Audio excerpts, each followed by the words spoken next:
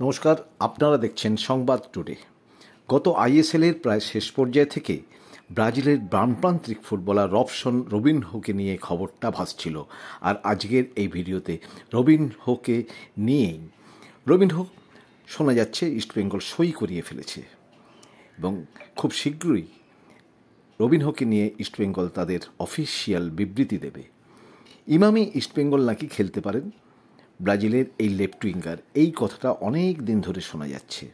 অনেকেই নানা চ্যানেলে এগুলো করছেন, তার খবর করছেন।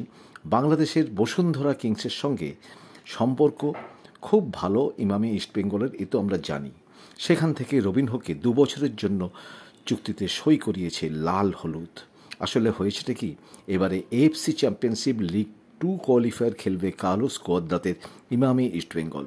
সেই খেলা স্বাধীনতা দিবসের আগের দিন 14ই আগস্ট ঘরের মাঠে খেলা। কিন্তু ইস্টবেঙ্গল প্রি সিজন পর্ব এবং এই চ্যাম্পিয়ন্স লিগ 2 কোয়ালিফায়ারের জন্য তাদের প্রস্তুতি শুরু করবে কিছুদিনের মধ্যেই, এবং তার জন্য তারা বিদেশ যাবে না। শোনা যাচ্ছে গোয়ার মাঠে তারা তাদের নিজেদের প্রস্তুতি সারবে। স্বাধীনতা দিবসের আগের দিন অর্থাৎ 14ই আগস্ট ঘরের মাঠে খেলা এএফসি কোয়ালিফায়ার লিগে।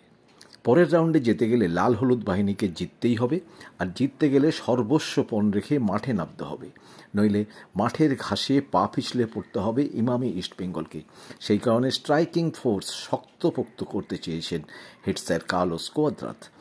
গড়ের মাঠ সূত্রে খবরে জানা গেছে, ব্রাজিলিয়ান লেফট উইঙ্গার রবিনহোকে পাওয়ার জন্য অল আউট ঝাঁপিয়েছিল ইমামি ইস্টবেঙ্গল।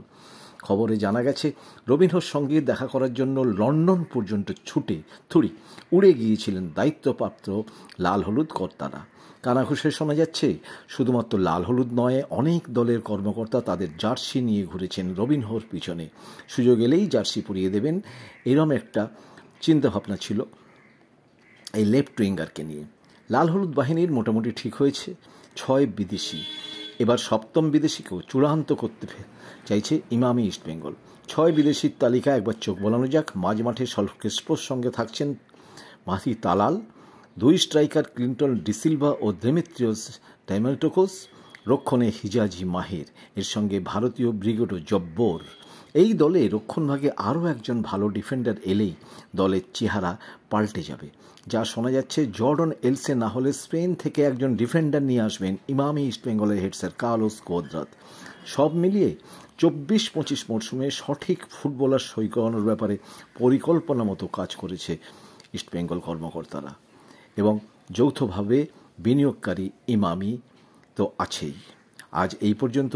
আপনাদের যদি এই ভিডিও ভালো লাগে তাহলে অবশ্যই তারা লাইক করবেন, এবং কমেন্টস কি বলবেন আপনারা এই ভিডিও নিয়ে অবশ্যই কমেন্টস বক্সে গিয়ে কমেন্টস করবেন।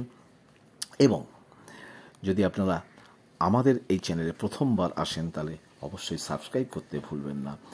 এই পর্যন্ত বলে আমরা বিদায় নিচ্ছি। আপনারা সুস্থ থাকবেন, ভালো থাকবেন। জয় ইস্টবেঙ্গল।